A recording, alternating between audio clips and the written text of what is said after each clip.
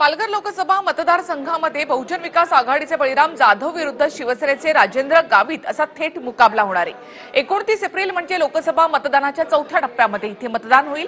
मात्र बहुजन विकास आघाडीचे सर्वेसर्वा हितेंद्र ठाकूर यांनी 2018 मध्ये झालेल्या पोटनिवडणुकीत काँग्रेस, राष्ट्रवादी आणि आरपीआय विकली गेली होती असा आरोप केलाय। 2019च्या लोकसभा निवडणुकीत काँग्रेस आणि राष्ट्रवादीने ही जागा बहुजन विकास आघाडीला सोडूनही हितेंद्र ठाकूर यांनी केलेल्या आरोपांमुळे मित्रपक्ष मात्र नाराज झाले। याचा थेट फायदा शिवसेनेला पोहोचू शकतं असंही म्हटलं जातं। राज्याच्या पोटनिवडणुकीत विकले गेले होते पक्ष, विकली गेली होती काँग्रेस, विकली गेली होती राष्ट्रवादी, विकली गेली होती आरपीआय, झाली होती सेटलमेंट।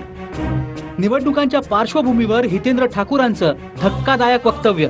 ऐन निवडणुकांच्या तोंडावर हितेंद्र ठाकूर यांनी आपल्याच मित्रपक्षांवर घणाघात केलाय।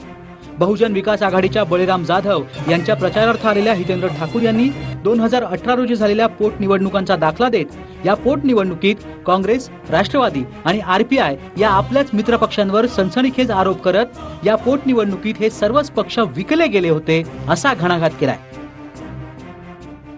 गेल्यावेळी सगळे मंत्री म्हणजे यूपीचा मुख्यमंत्री, तुमचे खासदार, बिहारचे खासदार, आमदार, राजस्थानचे खासदार, आमदार, गुजरातचे खासदार, आमदार, गुजराती आहे पाठवा गुजरातचा, राजस्थानी आहे पाठवा राजस्थानचा, यूपी बिहारी आहे पाठवा तो।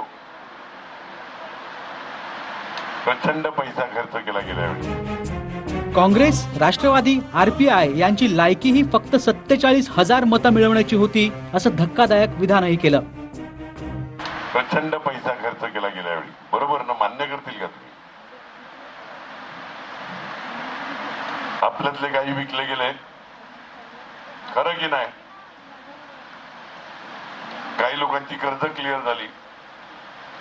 अच्छा, इकडे स्टेजवर बसलेले सगळेच विकले गेले, म्हणजे स्टेजवर बसलेले नाही पक्ष। काँग्रेस बी विकली, राष्ट्रवादी बी विकली ना, आमचे बी विकले।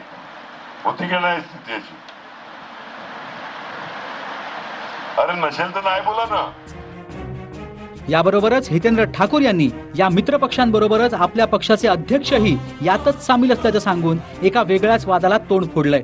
उघडपणे अशी धक्कादायक विधानं करणाऱ्या हितेंद्र ठाकूरांविरोधात व्यासपीठावर भलेही कोणी बोललं नसेल, पण ऐन निवडणुकीच्या तोंडावर अशी विधानं केल्यानं मित्रपक्षात आता नाराजीचा सूर आहे।